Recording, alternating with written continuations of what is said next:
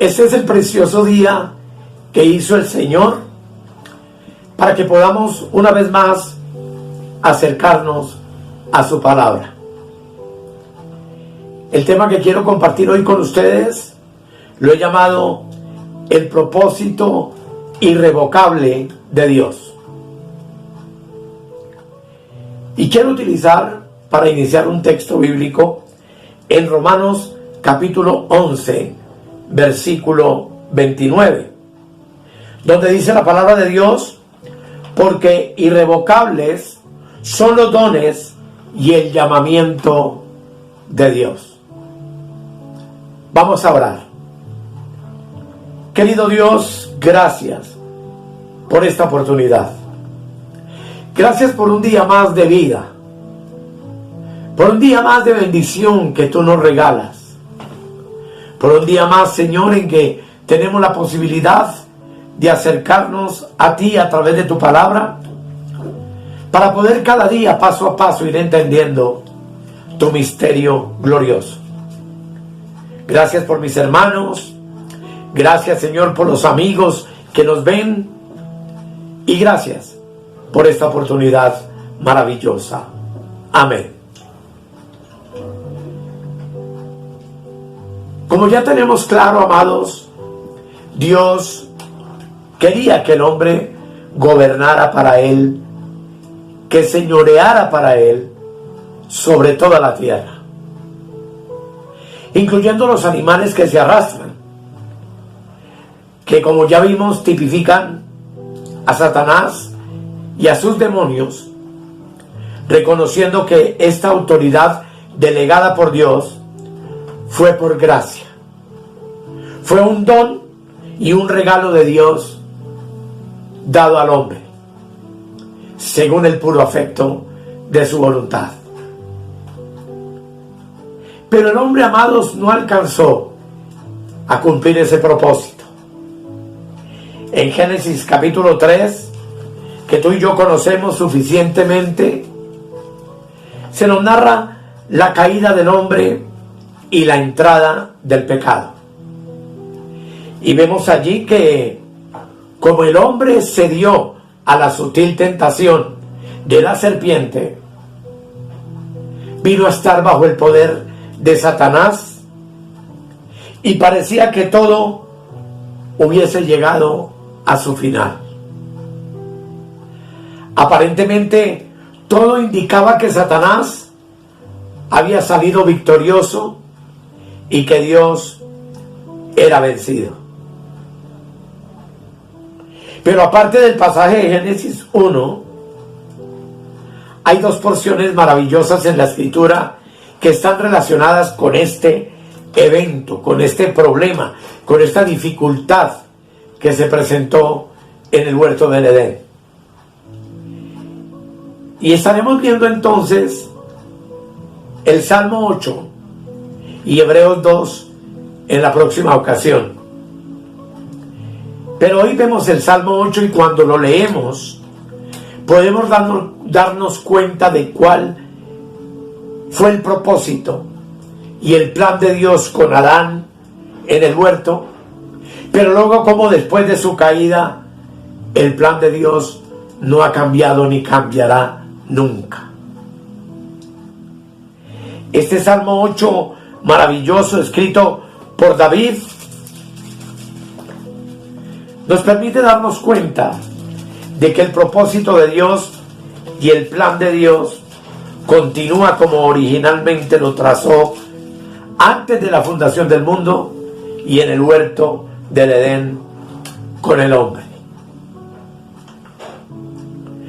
Este Salmo 8 nos explica que el ser humano es una creación de Dios, a quien Dios dotó de gloria y de dignidad para que fuera semejante a Él. Pues como dice la Escritura, fuimos hechos a su imagen y semejanza. Este salmo maravilloso entonces tiene como temática principal el ser humano. Pero el ser humano como creación de Dios.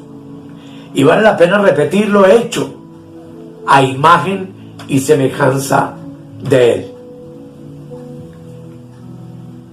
Dios, amados, debido a ello, le concedió al hombre poderío, gobierno y soberanía sobre todas las cosas del mundo.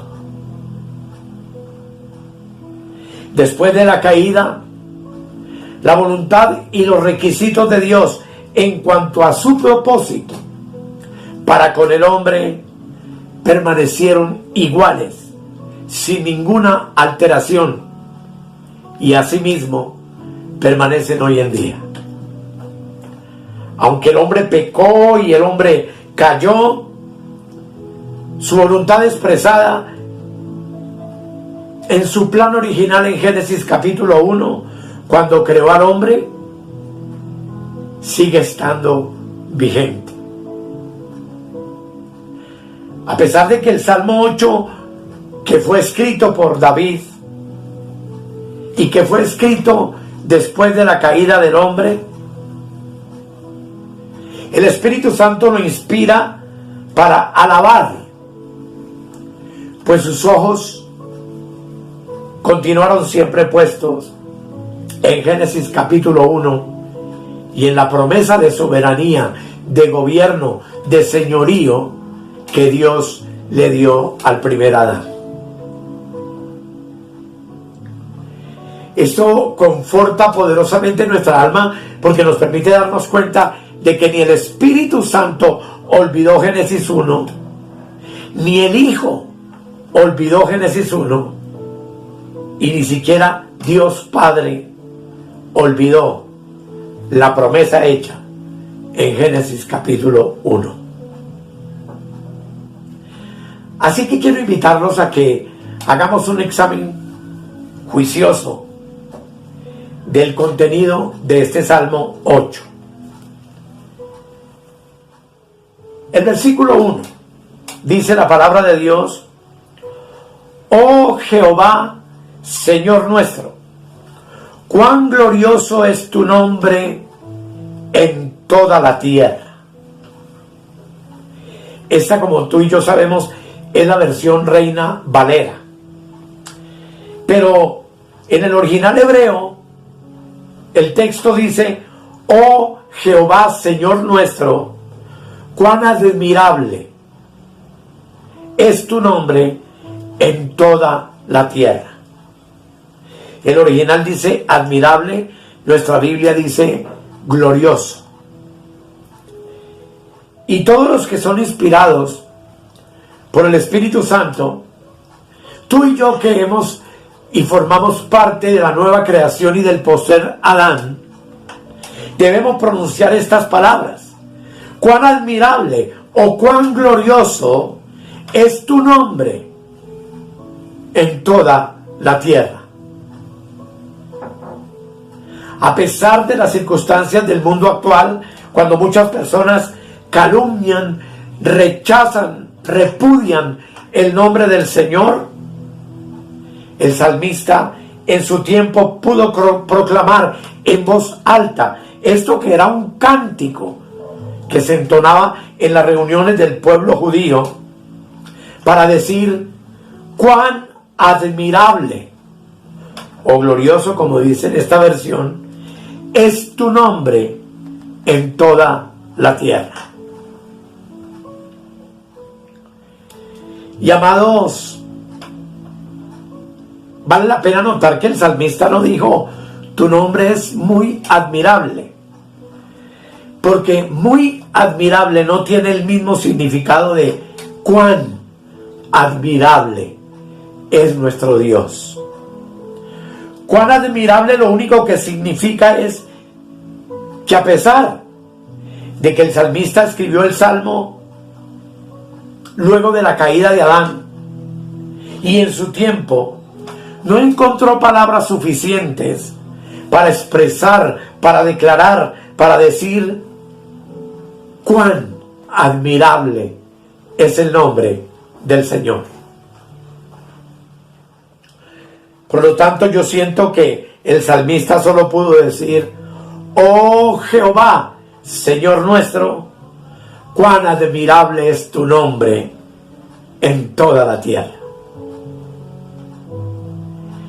Y amados, no solamente su nombre es admirable, sino que también es admirable en toda la tierra. Y la expresión toda la tierra es la misma que vimos en Génesis capítulo 1, versículo 26, donde dice la palabra de Dios: entonces dijo Dios, hagamos al hombre a nuestra imagen, conforme a nuestra semejanza, y señoree en los peces del mar, en las aves de los cielos, en las bestias, en toda la tierra, y en todo animal que se arrastra sobre la tierra. Y aquí se nos permite conocer el plan de Dios. Y si conocemos el plan de Dios, cada vez entonces que nosotros leemos en la palabra de Dios la palabra hombre o la palabra tierra, nuestros corazones deben saltar de júbilo dentro de nosotros, para exaltar con alegría y decir: cuán grande, oh Jehová, es tu nombre en toda la tierra. Cuando volvemos al Salmo y miramos el siguiente versículo, Salmo capítulo 2, capítulo 8, perdón, el verso 2, dice: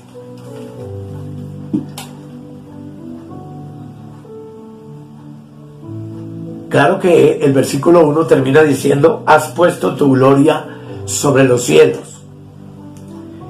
Pero el verso 2 dice: de la boca de los niños y de los que maman fundaste la fortaleza, a causa de tus enemigos, para hacer callar al enemigo y al vengativo. Qué cosa tan interesante y maravillosa es esta,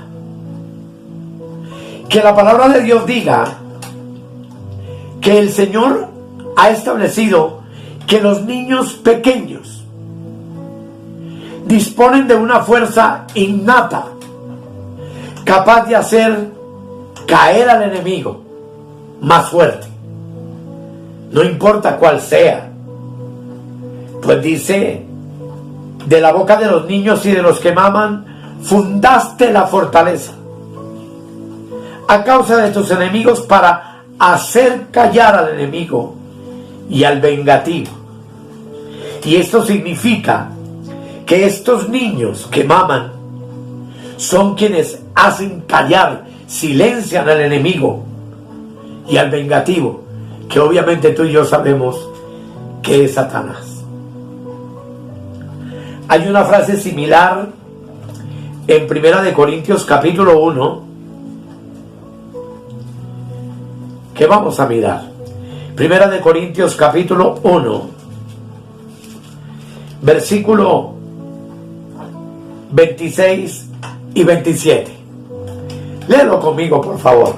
Dice: pues mirad, hermanos, vuestra vocación, que no sois muchos sabios según la carne, ni muchos poderosos, ni muchos nobles, sino que lo necio del mundo escogió Dios para avergonzar a los sabios, y lo débil del mundo escogió Dios para avergonzar a lo fuerte, y lo vil del mundo y lo menospreciado escogió Dios, y lo que no es, para deshacer lo que es, a fin de que nadie se jacte en su presencia. Obviamente, amados, esto débil del mundo, esto necio del mundo, estos no muy sabios, ni poderosos, ni nobles, Esto que el apóstol llama vil del mundo y menospreciable es lo que Dios escogió, y son los niños y los que maman lo necio y lo débil, para hacer referencia al hombre. Y el énfasis de esta maravillosa escritura está puesta en el hecho de que Dios usa al hombre para vencer al enemigo. Tú y yo, como la nueva creación de Dios, somos los instrumentos de Dios para avergonzar a los sabios, para avergonzar a los fuertes, para deshacer lo que es y para ejercer dominio y señorío hoy, en medio de las circunstancias de este siglo XXI, sobre todas las cosas sobre la tierra. Pues como veremos más adelante, la Biblia dice que Él nos hizo reyes y sacerdotes para siempre en Cristo Jesús. Hay una referencia tan hermosa en Mateo capítulo 21.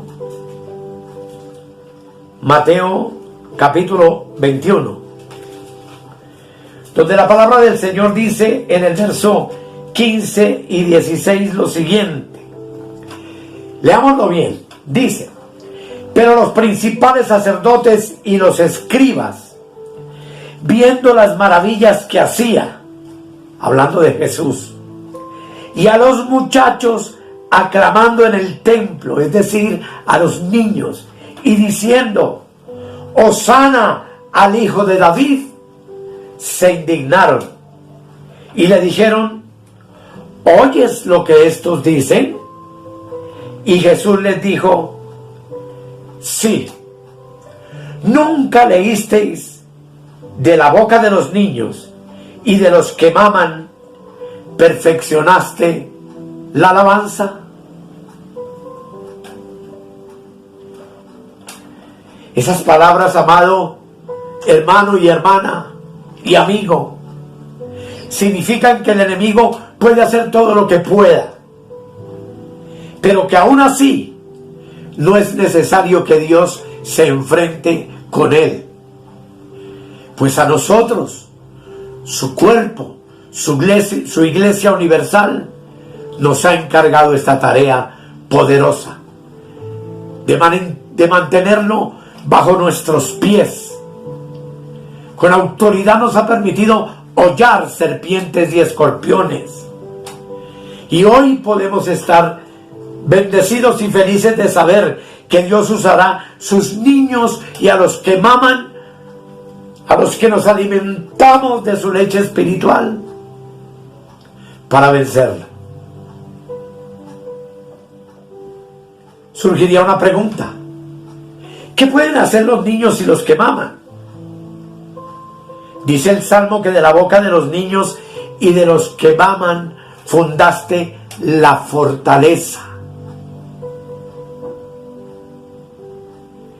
Esto implica, amados, que el deseo de Dios consiste en conseguir hombres y mujeres capaces de alabar, de adorarlo, de creerle, conforme no a lo que a mí me parece, ni lo que yo creo, ni lo que yo pienso, sino conforme a la revelación que de Él hemos recibido. Y los que pueden alabar en esta condición maravillosa, indudablemente son los vencedores del maligno, los vencedores del enemigo. Los hombres y mujeres que veremos al final tienen bajo sus pies a los principados y a las potestades satánicas. Volviendo al Salmo, en el versículo 3 dice la Escritura lo siguiente: cuando veo tus cielos, obra de tus dedos, y la luna y las estrellas que tú formaste. Verso 4. Digo, ¿Qué es el hombre para que tengas de él memoria? ¿Y el Hijo del Hombre para que lo visites? Le has hecho poco menor que los ángeles y lo coronaste de gloria y de honra. Le hiciste señorear sobre las obras de tus manos. Todo lo pusiste debajo de sus pies.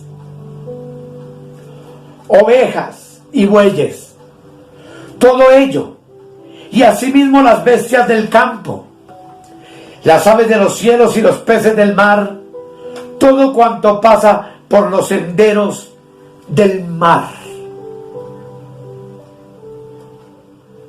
Amados, dice aquí la palabra en presente. Nos ha hecho menor que los ángeles, pero nos ha hecho coronados de gloria y de honra. Nos ha dado el poder de señorear sobre toda la obra de sus manos. Y repite el verso 6, todo lo pusiste debajo de sus pies. Y está hablando de ti y de mí, que somos el hombre de Dios.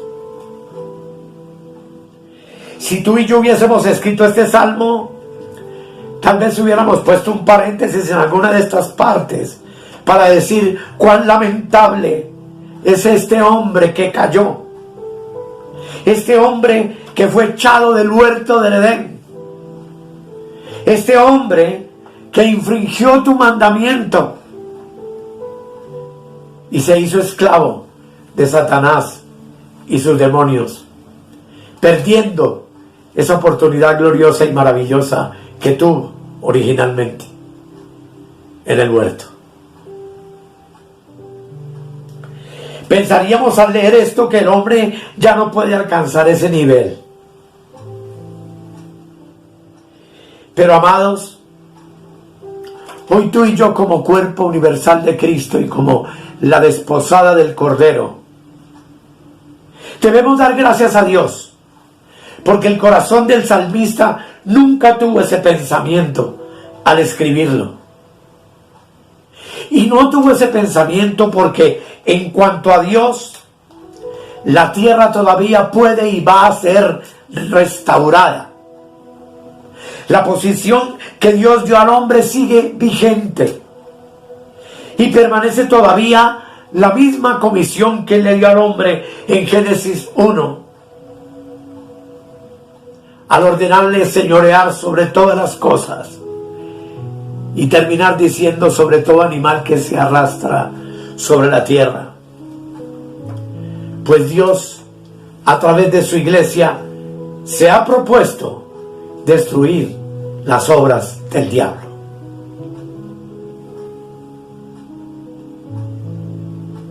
Este, amados, es el rasgo extraordinario de este Salmo 8, en el que podríamos invertir muchas horas de estudio. Pero el centro de él es mostrarnos que el propósito de Dios que tiene para el hombre es que tú y yo ejerzamos dominio. Es que tú y yo entendamos que hoy en Cristo somos reyes y sacerdotes, creados para ejercer dominio y señorío, no solamente sobre los estados de nuestra alma, es decir, mi mente, mis emociones, mi voluntad y de los deseos de mi cuerpo, sino sobre toda la creación, y especialmente entender que el maligno, que Satanás y sus demonios han sido puestos por estrado de nuestros pies para que lo pisoteemos y lo mantengamos sometido y vencido. ¿Es el hombre digno de esto? Seguro que no lo es. Sin embargo, amados, puesto que Dios desea que el hombre rija y su plan tiene que continuar, hace 2000 años nos hizo dignos en la persona de Cristo. En el versículo 9, el salmista dice lo siguiente: oh Jehová, Señor nuestro, cuán grande es tu nombre en toda la tierra. Podríamos como decir al principio: oh Jehová, Señor nuestro, cuán admirable es tu nombre en toda la tierra. Pese a que el primer Adán cayó, tú y yo hoy estamos levantados en Cristo. Hoy tú y yo en Cristo hemos sido hechos por Dios, su nueva creación, su postrer Adán. El salmista David sigue hablando de las maravillas de Dios y de su poder y de su plan eterno, y no está consciente para nada de la caída del hombre. No la menciona para nada en este salmo. Aunque Adán y Eva habían pecado, no pudieron ni podrán jamás parar el plan de Dios. Pues el don de señorear, de reinar, de gobernar, dado al hombre, es un don irrevocable. Tú y yo, en Cristo, hemos sido creados para reinar sobre toda la tierra. El hombre puede caer y puede pecar, pero no puede desbaratar jamás la voluntad de Dios. Aún después de la caída del hombre, la voluntad de Dios con respecto al hombre siguió siendo la misma.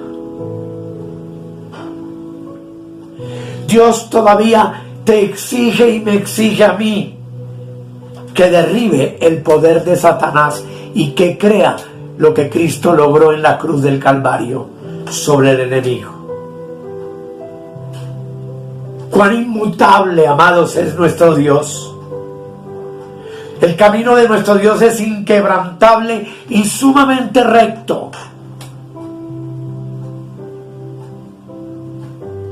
Y hoy el Espíritu Santo te llama a ti y a mí a que comprendamos que Dios jamás podrá ser derrocado ni derrotado. En este mundo algunos pasan duras dificultades, pero amados, nadie es atacado a diario con golpes duros. Nadie es injuriado y menospreciado y despreciado por el hombre como lo es Dios. Y a pesar de todo esto, no obstante, su voluntad jamás fue y jamás será derribada. Lo que Dios era antes de la caída del hombre, antes de la creación de los cielos y la tierra, antes de que Satanás se rebelara contra él, Él lo sigue siendo después de la caída del hombre y después de la entrada del pecado en el mundo. Iglesia, la decisión que Él tomó al principio sigue siendo su misma decisión hoy en día. Él no ha cambiado nunca.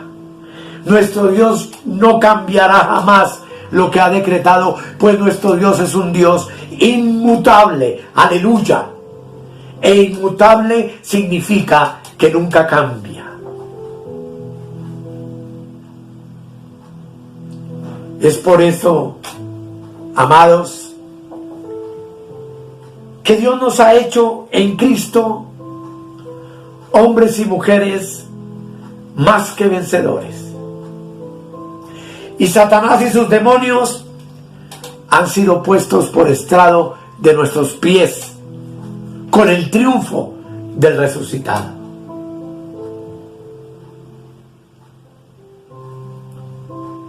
De esto tendremos que seguir hablando, pero yo quiero hoy concluir, amados, invitándolos a leer Efesios 1, versículo 18 al 23. en donde encontramos de manera extraordinaria lo que tú y yo somos y lo que hemos sido hechos por Dios en Cristo. Es la oración sumo sacerdotal de Pablo, y la llamo sumo sacerdotal porque es una oración espectacular, extraordinaria, donde el apóstol Pablo en el verso 18 pide a Dios, dice, leamos desde el versículo 15, dice: por esta causa también yo, habiendo oído de vuestra fe en el Señor Jesús y de vuestro amor para con todos los santos, no ceso de dar gracias por vosotros, haciendo memoria de vosotros en mis oraciones, para que el Dios de nuestro Señor Jesucristo, el Padre de gloria, os dé espíritu de sabiduría y de revelación en el conocimiento de Él, alumbrando los ojos de vuestro entendimiento, para que sepáis, note bien, para que entendamos, conozcamos cuál es la esperanza a que Él os ha llamado y cuál es la riqueza de la gloria de su herencia en los santos, y cuál la supereminente grandeza de su poder para con nosotros los que creemos, según la operación del poder de su fuerza, la cual operó en Cristo, resucitándolo de los muertos y sentándole a su diestra en los lugares celestiales.